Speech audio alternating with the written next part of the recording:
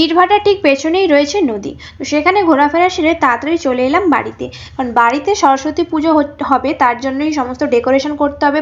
সরস্বতী ঠাকুরের সঙ্গে লক্ষ্মীনারায়ণ পুজো হবে, তো সেখানে সমস্ত ডেকোরেশনের কাজ শুরুই অলরেডি করে দিয়েছি আমি, বাপি, জামাইবাবু, দিদি সবাই মিলে।